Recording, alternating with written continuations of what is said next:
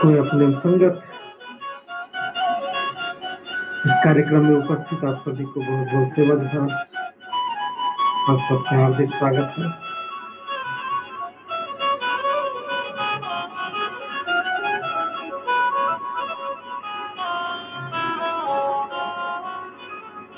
जैसा कि आप सबको ज्ञात है,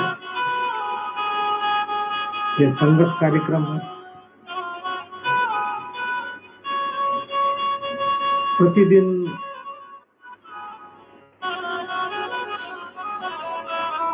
सुबह 6 से 7,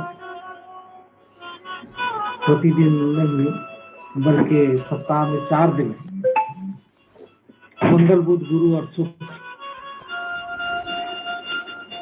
लाइव प्रसारित किया जाता है।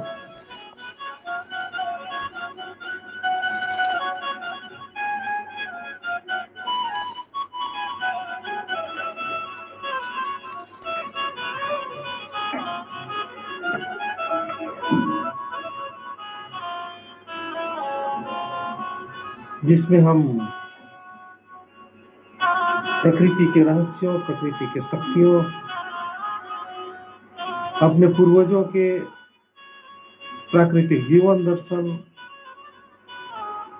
आदि सभी विषयों पर बातें होती हैं। हमारे शरीर जो दिखाई देता है,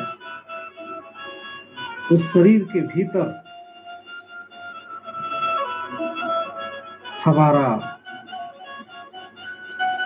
मन, हमारा बुद्धि, हमारा अवचेतन मन भी होता है।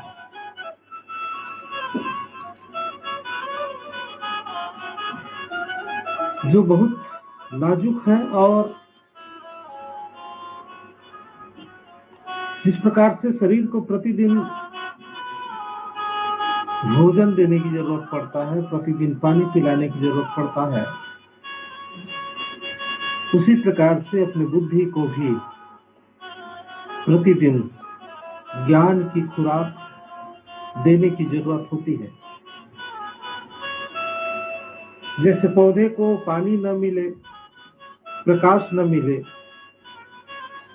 हवा न मिले तो वो मुरझाने लगता है। वैसे ही हमारा मन, बुद्धि और चेतन मन को लगातार सक्रिय बनाए रखने के लिए उसको ज्ञान, सही संगत देते रहने की जरूरत पड़ता है।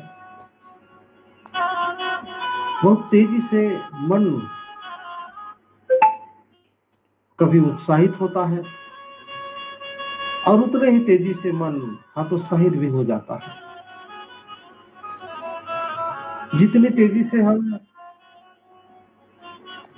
प्रसन्न होते हैं, उतनी ही तेजी से हम उदास और हताश भी हो जाते हैं। ऐसे स्थिति में यदि हमारी हताशी, हमारी उदासी लंबे समय तक चला जाए तो लंबा उदासी, लंबा निराशा हमारे संपूर्ण जीवन को बर्बाद कर देता है। वो हमारे बौद्धिक क्षमता को, शारीरिक क्षमता को, मानसिक क्षमता को पूरी तरह से तहस-नहस कर देता है। इसीलिए लंबे समय के लिए कभी भी हताशा, निराशा ना हो, इसके लिए सदैव ही संगत, ज्ञान, मनोरंजन आदि की जरूरत पड़ता है। सही दिशा में जाने के लिए सही ज्ञान की जरूरत पड़ता है और उस सही ज्ञान को अपने संगत के माध्यम से हम सब लोगों को मिलता है। और ये ज्ञान ऐसा ज्ञान है जो पूरी तरह से प्राकृतिक सत्य पर आधारित है। और इस प्राकृतिक सत्य पर आधारित जो ज्ञान है, उस ज्ञान को पुनेम कहते हैं। कोई मतलब सत्य, नेम मतलब मार्ग, और उसके साथ कोया पुनेम, कोया शब्द जुड़ जाने से कोया पुनेम कहलाता है। और कोया पुनेम का मतलब जो है प्राकृतिक सत्य का मार्ग। इस संगत कार्यक्रम में अभी हम लोग रूपोलंकारिक उपालिंगों द्वारा बताए गए मार्ग, उनके द्वारा बताए हुए गए पुनेम का हम सब लोग अध्ययन कर रहे हैं। उसमें हम लोगों ने बहुत सी चीजों को जाना, समझा कि कैसे रूपोलंकारिक उपालिंगों जी ने पारी व्यवस्था बनाया, कैसे संस्कृति को स्थापित किया, कैसे कुल गण व्यवस्था, नार गण व्यवस्था को उन्होंने मजबूत किया, और कैसे सेवा सर्री का मार्ग दिया उन्होंने। सेवा सर्री के मार्ग में 5 प्रकार के मार्ग उन्होंने बताया, जिसको हम लोगों ने अध्ययन किया। सुई मोदियासी माठ सुई मोक्षियाना, तम वेदियासी माठ रेक वेक्षिकियाना, सुई वन के आसी माठ सुई वाणी बड़कीना,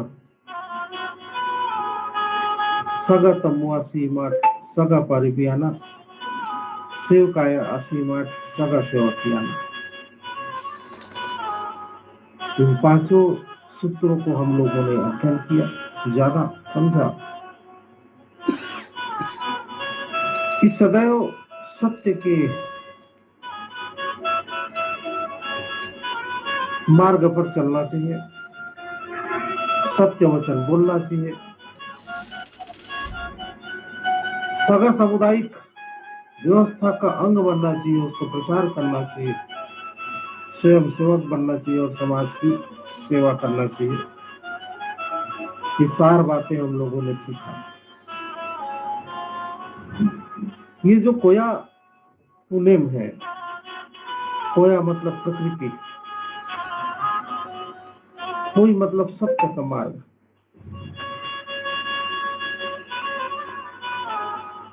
जब हम समूह में रहते हैं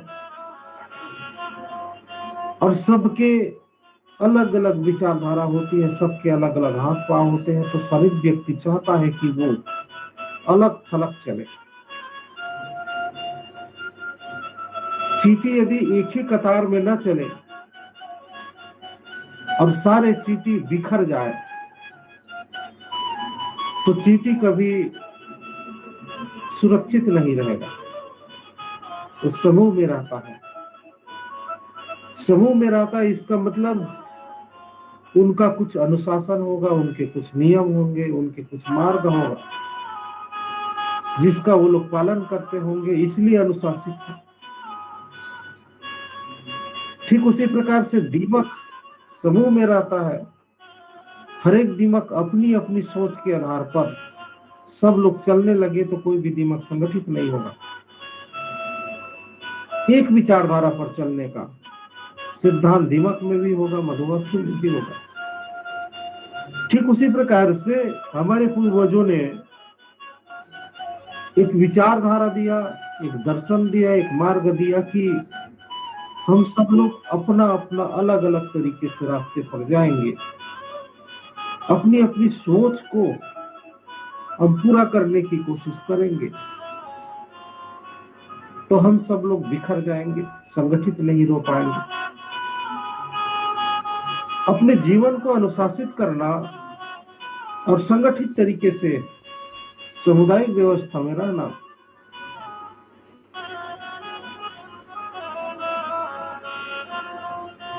और सामुदायिक व्यवस्था में रहकर कि कैसे अपने जीवन को सुख शांति और समृद्धि की तरफ ले जाना,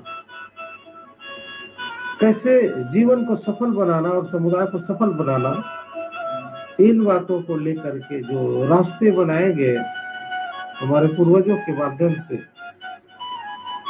उस दर्शन को, उस रास्ते को कोया पुनेम कहते हैं। कोया मतलब प्रकृति, प्राकृतिक, पुई मतलब सत्य और नियम मतलब मार्ग, प्राकृतिक सत्य के मार्ग। अब ये प्राकृतिक सत्य के मार्ग प्रकृति को देख करके, प्रकृति को समझ करके, प्रकृति के नियम को शामिल करके इस दर्शन को स्थापित किया गया, जिसको कोयापुनेम संगत कहते हैं, कोयापुनेम कहते हैं। और उस कोयापुनेम की चर्चा संगत है, उसके साथ चलना संगत है। पारिक लिंगो ने और आगे बताया कि ये कोयापुनेम की 5 जो विशेषता है वो क्या क्या है, जिसको दादा मोतीराम कंगाली ने अपने पुस्तकों में संकलित किया। कोयापुनेम पुई सर्री है। पुई सर्री मतलब जो है सत्य और विशुद्ध, जिसको पवित्र भी बोलते हैं, जिस पर कोई दाग ना लगे, ऐसी चीजों को जिस पर कोई गंदगी ना हो, जिस पर कोई दाग ना लगे, स्वच्छ निर्मल, जिसको पवित्र शब्द का भी इस्तेमाल किया जाता है, उस प्रकार के सत्य है कोई अपने पुई सर्री है, जिसके भीतर किसी प्रकार से कपट, किसी प्रकार से छल, किसी प्रकार के आडंबर नहीं, ऐसा सत्य का मार्ग है कोई अपने। प्रकृति के भीतर किसी प्रकार के छल नहीं है, कपट नहीं है, जो है सच है। तो 5 विशेषताओं में पहली विशेषता है पुई सर्री। कोयापुनेम है पुई सर्री, सत्य का मार्ग है। और कैसा सत्य का मार्ग है? पूरी तरह से निर्मल, स्वच्छ, पवित्र सत्य का मार्ग है, जहां पर न तो कोई आडंबर है, न कोई दिखावा है, न झूठ है, न फरेब है, न कपट है।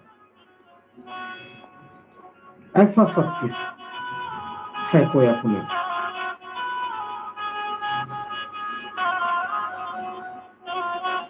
पुई सर्री है।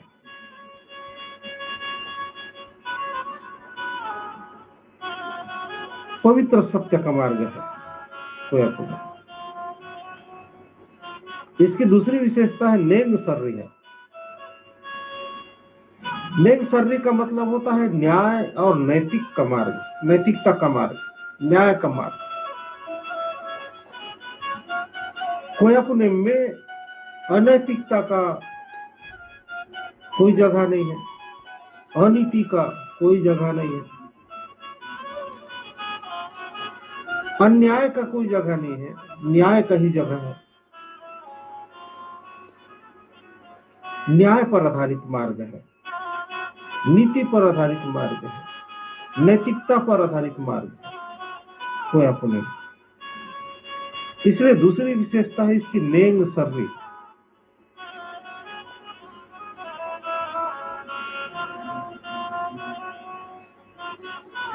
हमारे समुदाय में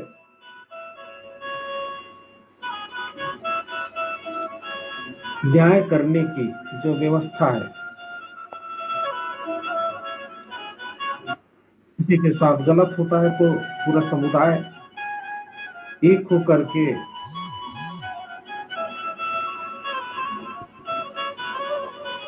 उस न्याय की व्यवस्था को पालन करते हुए न्याय करता है। न्याय करने के तरीके हमारे पूर्वजों ने बना करके रखे हुए हैं। पूरा गांव, यदि गांव में कोई विवाद हो जाता है तो गांव के सब लोग इकट्ठा होते हैं और विवाद को बैठ करके समझ करके सुलझाते हैं, और जो भी दोषी होता है उसको सामाजिक रूप से उसको दंडित करके न्याय की व्यवस्था को कंप्लीट करते हैं। उसमें यह भी ध्यान रखा जाता है कि जिसको सजा दिया जा रहा है उसके साथ अन्याय ना हो जाए।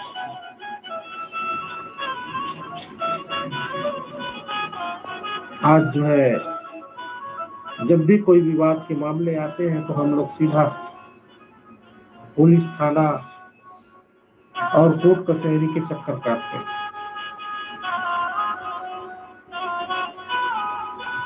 इसमें क्या होता है कि समय की बहुत ज्यादा बर्बादी होता है,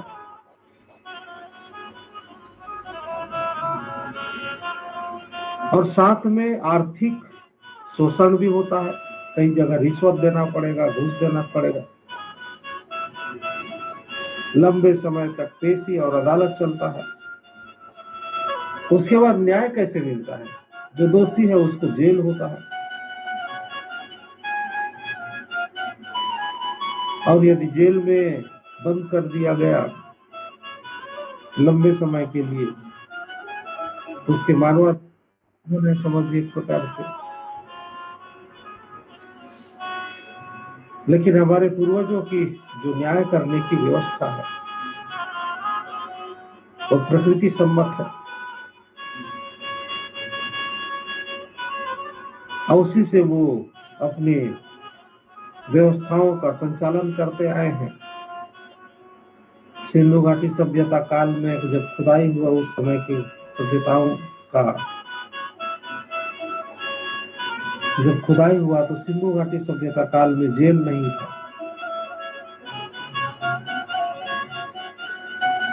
उसके बावजूद भी सुख शांति और समृद्धि था।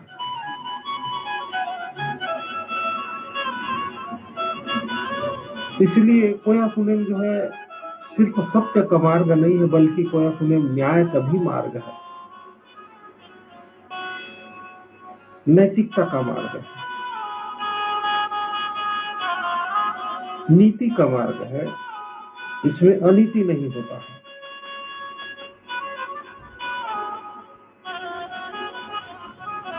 उसी प्रकार से तीसरा जो विशेषता है इसका, ताक सर्री। ताक का मतलब होता है सदाचार। कोयाकुनेम ताक सर्री है, सदाचार का मार्ग है। कोयाकुनेम हमको सदाचार, सही आचरण करना सिखाता है, क्योंकि आचरण व्यवहार से ही तो हम सब एक दूसरे से जुड़े हुए हैं। किसी व्यक्ति का यदि सदाचार नहीं होगा, बड़ों का सम्मान करने नहीं जानेगा, छोटों को प्रेम करना नहीं जानेगा,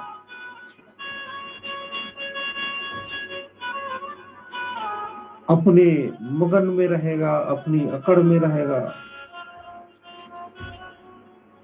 किसी को कुछ समझेगा ही नहीं, मैं ही सब कुछ वैसा सोचेगा, वो कभी तरक्की नहीं कर सकता, वो कभी सुख शांति और समृद्धि को प्राप्त नहीं कर सकता। सदाचार जीवन का एक बहुत बड़ा पहलू है। बचपन से इसीलिए हम सबको सदाचार सिखाया जाता है।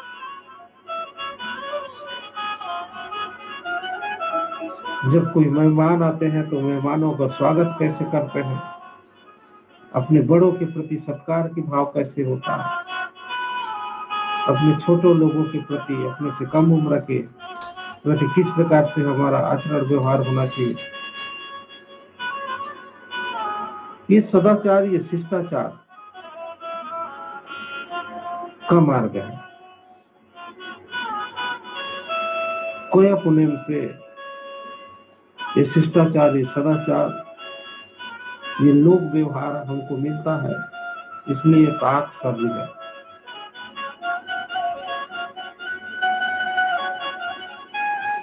उसी प्रकार से मोद सर्री, कोयाकुनेम मोद सर्री भी है। मोद मतलब ज्ञान और आनंद का मार्ग है।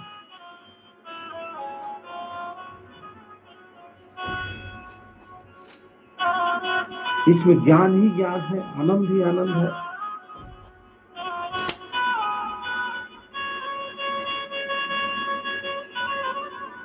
क्योंकि प्रकृति का जो दर्शन है वो ज्ञान से भरा हुआ है, और प्रकृति का जो दर्शन है वो आनंद से भी भरा हुआ है। ये ज्ञान और आनंद का मार्ग है। इसके अलावा पांचवा विशेषता है सेवा सर्वय, सेवा का मार्ग है।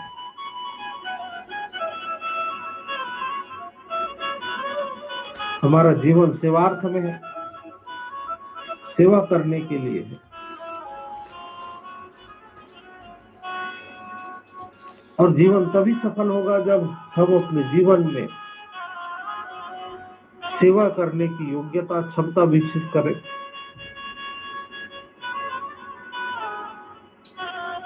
और अपने सेवार्थ भाव को मजबूत करें। तो ये सेवा का मार्ग है।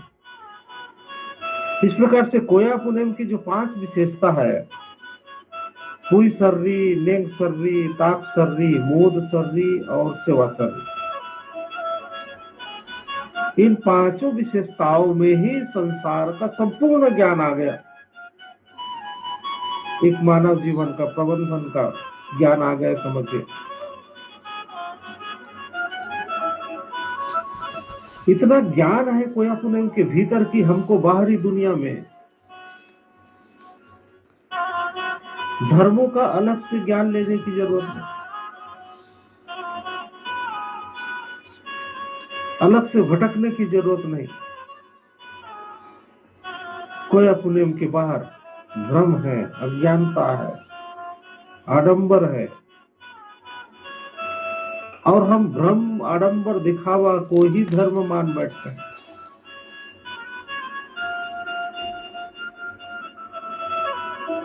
कितनी बड़ी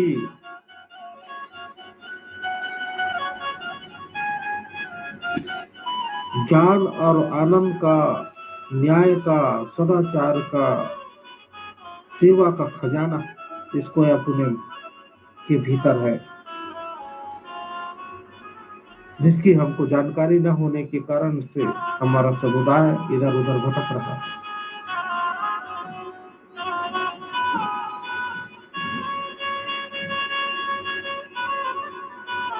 और इस ज्ञान को अपने चरित्र में उतारने के भी तरीके हैं, अपनी पावर को, अपनी क्षमता को बढ़ाने के भी तरीके इसी कोया पुनेम में। शंभू शेख का योग और तंद्रा भी इसी में।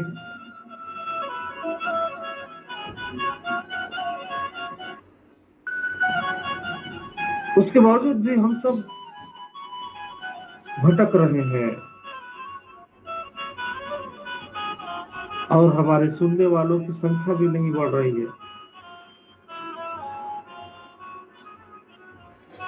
इस संगत को हर घर घर में पहुंचना चाहिए। हर घर में ब्लूटूथ मोबाइल पर लगा दिए, चालू कर दिए, और पूरे देश भर के लोग सुने, बल्कि देश के बाहर के लोग भी सुने प्रतिदिन सुबह। यदि लोग नहीं सुन पा रहे हैं तो इसका मतलब यह है कि 80% लोग तो 6 से 7 बजे सो करके नहीं उठे रहते, सो के ही नहीं उठे रहते, क्योंकि रात में 12 बजे 1 बजे तक बहुत से लोग जागते रहते हैं।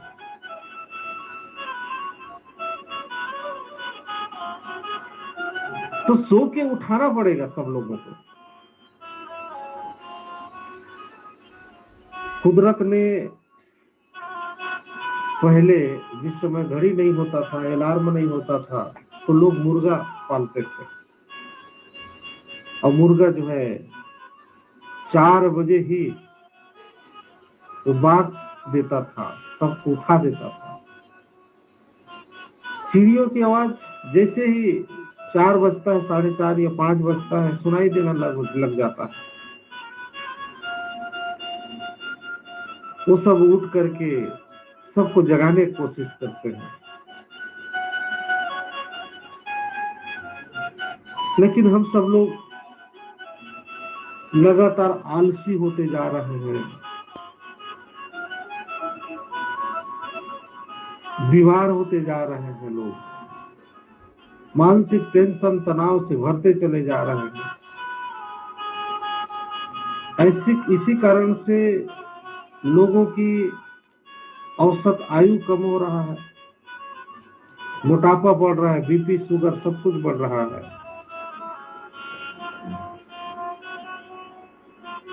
इतने बीमारियों के साथ, इतने तनावों के साथ, इतने अज्ञानता के साथ, इतने भ्रम के साथ कैसे जीवन चलेगा?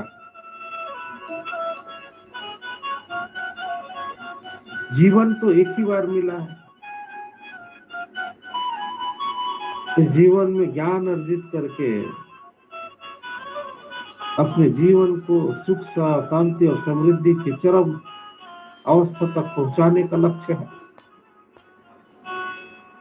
अब साथ में इस प्रकृति को अपने जीवन में हमने क्या किया, उसका कुछ परिणाम भी तो दे करके जाने हैं।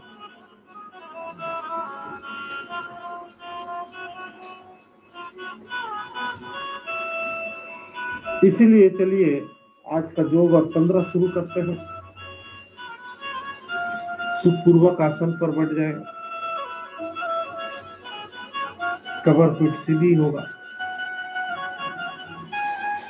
श्वास गहरा लंबा भरेंगे और गहरा लंबा छोड़ेंगे। इसका नियम, पहला नियम क्या है? पहला नियम ये है